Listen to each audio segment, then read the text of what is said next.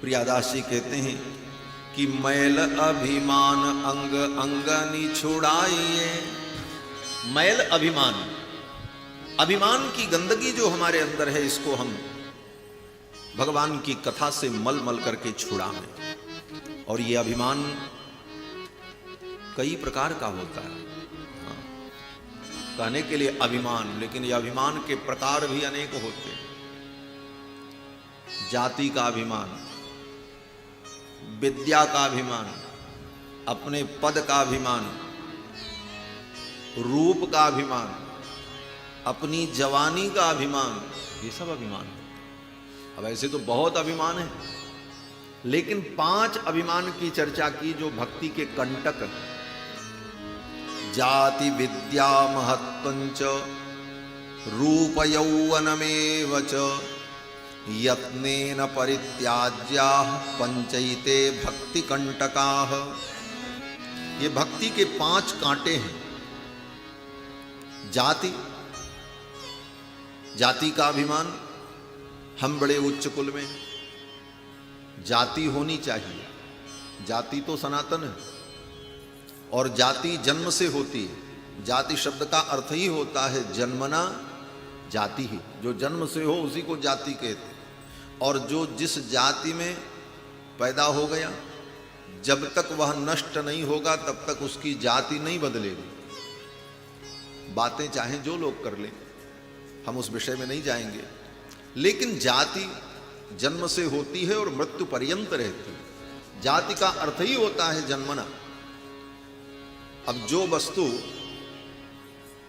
जिस जाति में उत्पन्न हुई है वो वस्तु वही रहेगी, उसकी जाति और प्रकृति खत्म नहीं हो सकती। तो जाति तो रहेगी, जातिगत व्यवहार भी रहेगा, लेकिन जातिगत अभिमान नहीं होना चाहिए। जाति का अभिमान न हो, हम बड़े श्रेष्ठ हैं, हम बड़े योग्य हैं, हम बड़े उच्च कुलीन हैं। इसीलिए भक्तों ने कहा कि जो वैष्णव होता है वो ब्राह्मण क्षत्रिय वैश्य शूद्र होते हुए भी अपने ब्राह्मणत्व का, क्षत्रियत्व का, वैश्यत्व का और शूद्रत्व का अभिमान नहीं रखता। धर्म तो निर्वाह करता है, जिसका जो धर्म है उस धर्म का उसे पालन करना चाहिए, परंतु अपने को यही मानना चाहिए हम तो भगवान के दास हैं। ना हम विप्रो न च नरपति ही नैव वैश्यो न शूद्रो नो वा वर्णी न च गृहपति नो वनस्थो यतिर्वा किंतु प्रोद्यन निखिल परमानंद पूर्णामृताब्धे लक्ष्मी भरतु पद कमलयो दास दासानुदास। मैं भगवान का दास हूं, अनुसंधान ये होना चाहिए। तो जाति का अभिमान, जातिर्विद्या महत्वंच, विद्या का अभिमान, अपने महत्व का अभिमान, रूप यौवनमेव च, रूप का अभिमान, यौवन का अभिमान, ये 5 यत्नेन परित्याज्या, यत्न पूर्वक इनका त्याग करना चाहिए, क्योंकि ये भक्ति के 5 कांटे हैं। ये अभिमान हमारे जीवन से तभी जाएगा जब हम बार बार कथा सुनें और कथा सुन करके उसका मनन करें। कथा में तो मक्खी भी बैठती है, कितनी मक्खियां बैठी रहती हैं, कीड़े भी आ जाते हैं, 2-3 घंटे बैठे रहते हैं, लेकिन उनके ऊपर कथा का प्रभाव नहीं होता। तो कीड़ा और मक्खी बनकर के भगवान की कथा में बैठने का मूल्य नहीं। भगवान की कथा को अपने हृदय में हम धारण करें, सुन करके, इसे श्रवण करके जीवन में परिवर्तन आवे।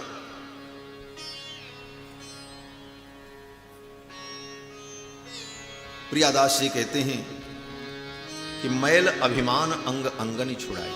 भगवान की कथा सुनकर के अपने अभिमान को छुड़ाओ। हमारी अयोध्या में एक बड़े सिद्ध संत थे, श्री रामगुलेला स्थान के पूज्य महाराज श्री कान्यकुब्ज ब्राह्मण, बड़े कुलीन ब्राह्मण थे और बड़े विद्वान भी थे। एक दिन उन्होंने कथा में इस प्रसंग को सुना, हमारे पूज्य महाराज श्री सुनाया करते थे, वो संस्मरण मैं आपको बता रहा। तो महाराज श्री ने इस प्रसंग को जब सुना कि जातर विद्या महत्वंच रूप यौवनमेव च यत्नेन परित्याज्याः पंचैते भक्ति कंटकाः। ये तो भक्ति के कांटे हैं, इसे छोड़ देना चाहिए। आए अपने मंदिर में और संकल्प कर लिया, आज से ये सब अभिमान मेरे जीवन से दूर हो। अब कान्यकुब्ज ब्राह्मण और विद्वान, ऊपर से गद्दी पीठाधीश्वर, अब ये अभिमान दूर कैसे हो? तो महाराज श्री कथा सुनकर के आए, मंदिर में जाकर के भगवान को प्रणाम किया और फिर मंदिर के बाहर, मंदिर के ठीक सामने एक पाकड़ का वृक्ष, वहां एक चबूतरा बना था, उसी चबूतरे पर आकर के बैठ गए। लोगों ने सोचा, भक्तों ने, कि आज बाहर बैठने का मन होगा इसलिए बैठे होंगे। सवेरे से दोपहर तक बैठे रहे, भोजन का समय हुआ, लोगों ने कहा महाराज चलो प्रसाद पाने। महाराज श्री ने कहा हमको यहीं ला करके दे दो, हम यहीं प्रसाद पाएंगे। बोले क्यों? बोले हम मंदिर में नहीं जाएंगे, यहीं से दर्शन करेंगे। क्यों? बोले हम तो भगवान के भंगी हैं,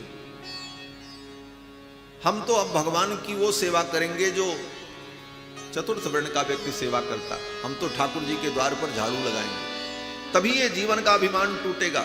इस सोने के सिंहासन पर बैठकर, इस गद्दी पर बैठकर के अभिमान नहीं टूटेगा। नहीं गए मंदिर, लोगों ने लाकर के वहीं प्रसाद दे दिया, वहीं प्रसाद पा लेते और वहीं अपना कंबल ओढ़ करके सो जाएं।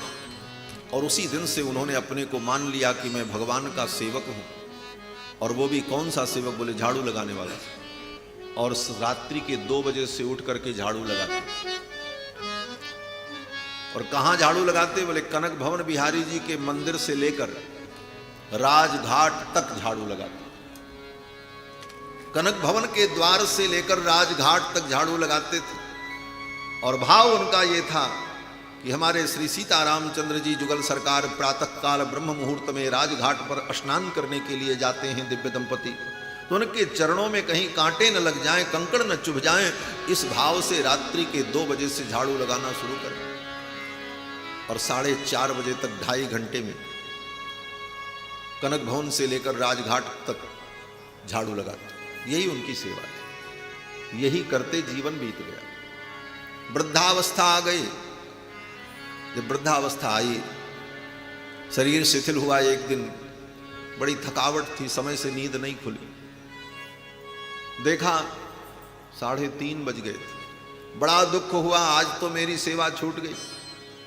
अब मैं झाड़ू लगाऊंगा भी तो सेवा पूर्ण नहीं होगी, क्योंकि प्रभु तो स्नान करने के लिए चले गए होंगे। लेकिन चल पड़े और झाड़ू लेकर कनक भवन के द्वार से झाड़ू लगाना शुरू किया। और रोते जाएं, आज मेरी सेवा नष्ट हो गई, आज मैं सेवा नहीं कर पाया। इस भाव में रोते जाते और झाड़ू लगाते जाते। थोड़ी दूर तक झाड़ू लगाया, तब तक अनुभव हुआ कि किसी ने मेरे सिर पर हाथ रखा। और उस हाथ का स्पर्श, उस कर का स्पर्श इतना सुखद ब्रह्मानंद की अनुभूति हुई। घूम करके महाराज श्री ने जब देखा तो श्री सीतारामचंद्र जी जुगल सरकार पीछे खड़े थे और भगवान ने अपना हाथ सिर पर रखा। भगवान को जब देखा, तन की सारी पीड़ा दूर हो गई और कहने लगे सरकार आज तो मेरी सेवा छूट गई, विलंब हो गया। तो मुस्कुराते हुए भगवान ने कहा महाराज जी आज मुझे भी विलंब हो गया, मैं भी देर से उठा हूं, अब स्नान करने। ऐसे ऐसे सब जीवन में जब अभिमान छूटता है तभी भगवान हमारे सन्निकट आते हैं। ये कथा इसीलिए, और ये कथा सुनने से अभिमान नष्ट होता, पढ़ने से नहीं। पढ़ने के लिए तो पोथी में लिखा है, आप पढ़ लो, नहीं छूटेगा अभिमान। बल्कि पढ़ करके हम सब कुछ जानते हैं, इसका एक नया अभिमान जरूर पैदा हो जाए। हमको किसी से सुनने की जरूरत नहीं, हम तो सब जानते हैं। एक नवीन अभिमान सृजित हो जाएगा। कभी कभी अनुभव की बात मुख से निकलती। परसों ही चर्चा हो रही थी तो पुष्पराज गिरी जी कह रहे थे, बोले पढ़ने से कुछ नहीं होता, सुनने से सब होता है। सत्य बात है, पढ़ना भी चाहिए, लेकिन सुन करके जब पढ़ेंगे और फिर सुनेंगे, उसका जो आनंद होगा, उसकी जो अनुभूति होगी वो अलग है। तो मैल अभिमान अंग अंगन छुड़ाइए। भगवान की कथा को सुन करके हम अपने जीवन के अभिमान को छुड़ाएं। भक्ति महारानी के ऊपर जो मल लगा है वो मल छूट जाए।